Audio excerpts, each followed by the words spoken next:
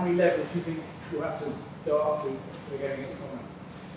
Yeah, feeling good obviously. Got through a nice bit of our attack. There was bits we weren't really happy with, so we're trying to put them into place for this week. We know we have to go up another level. We've obviously played Fiji and Samoa over the last year and so, and we know how tough the Pacific Island teams are, so it's going to be a tough test this weekend and we've got to be at our best.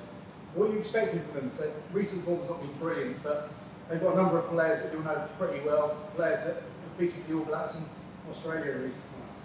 Yeah, they've got really good players. There's some serious players that have came back to Tonga that have shown their hand in previous World Cups and have a lot of experience behind them.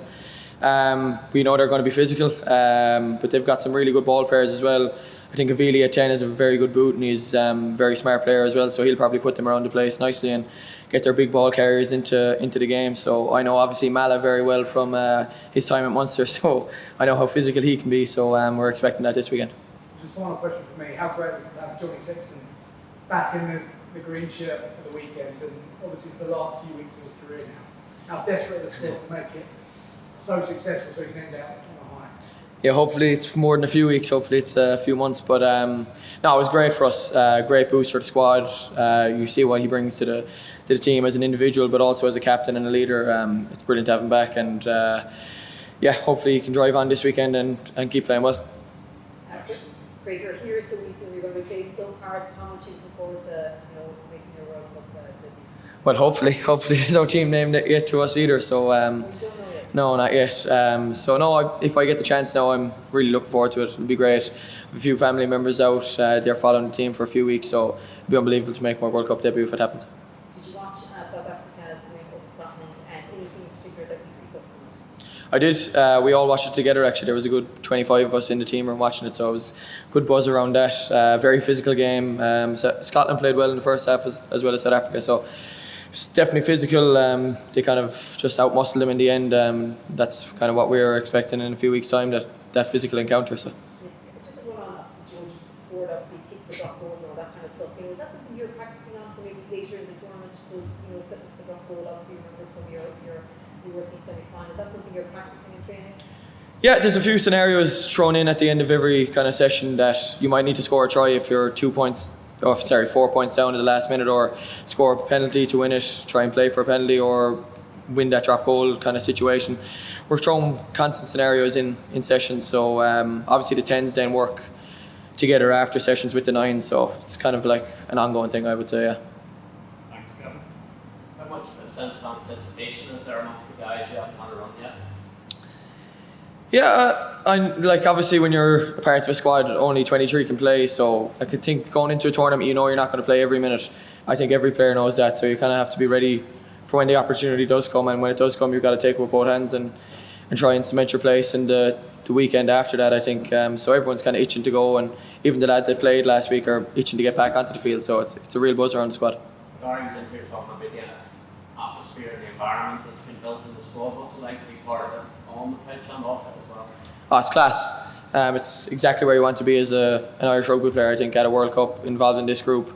I think we've all talked about how good the buzz has been for the last 2 or 3 years, and it's definitely increased as we got over here. The excitement levels in the group are brilliant, but also obviously mixing a lot of hard work, and the first 2 weeks we've landed here were definitely hard work, but we're mixing it with the crack as well, so it's a very enjoyable place to be. So you got holding hands with Johnny Sexton in the welcome ceremony and some of the stuff at the end of the Six Nations. Do the boys like to keep you going a bit, and do you kind of thrive on that? Yeah, they like to take the piss out of my height, as you can tell, but you kind of just have to roll with it. I think if you don't roll with it, you'll probably be fine. There's a few sheriffs in the camp that keep everyone on their toes, so I'd say if I fought against it, I probably would be in big trouble, so I just get on with it. It's good crack, Yeah, just a bit more about Malachy. What sort of personality was he like off the field, and then towards the end of the campaign, what sort of leadership did he show? Obviously a very experienced player as you went on to win the championship. Yeah, really kind of quiet guy, humble fella, lovely fella to be around.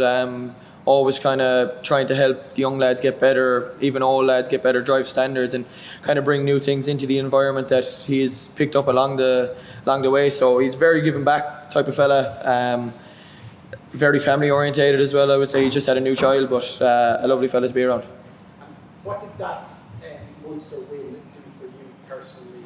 Like, obviously a shot in the arm for maybe group as a whole and eventually come back entirely as winners. But what did you do? Well, first off, it's a goal that you've probably wanted since you've first started watching Munster growing up, is to win trophies with Munster. So to take off one of those is brilliant. But I think coming into camp, into the World Cup camp, it kind of give you a little bit of a confidence boost, knowing that you've played in big games. And obviously looking into the World Cup group, you've got South Africa in the group. So to play down there a good few weeks and then win down there, which is 100% brilliant, and to kind of show the coaches that you've been down in South Africa, you've played against the physical teams and came through it. That's definitely something. But to win a trophy with Munster is obviously a huge goal ticked off. But you want to win more, so kind of drove on that spark to win a World Cup. No fear of what is an awesome Springbok challenge, obviously next week. But obviously your experience in South Africa, there's no fear there. No, there's obviously no fear there, but we know how good they are, and we'll probably look after that next week. But we've got to look after a tough Tongan side this week. So. Thanks, Ed. Hi, Craig. Just a quick follow-up to an earlier question. You said that 25 you watched the Scotland game. What were the rest of them doing? I have no idea. Up in their rooms asleep, I think, from the tough, obviously the heat and stuff like that. So the rugby noses were down watching the game, and the rest of the lads were just chilling. Okay. No further questions? Yeah, final question. How strong is the advantage to have Bundy or Robbie as an inside centre for your team? Sorry, say again? Sorry. No, you're all good. How strong is the advantage for your team to have Bundy or Robbie as inside centre? Yeah, the inside centres are brilliant. Obviously, you didn't mention Stu McCluskey there as well, who showed unbelievable form coming into the World Cup and with us the last year and a half. So, the competition is very strong. You saw how good Bundy was the other day, and I think anyone that steps onto the field at 12 knows they're going to have to be very, very good to keep their place with the competition. So, Bundy's absolutely class, Robbie's class, and so is Stu. So we're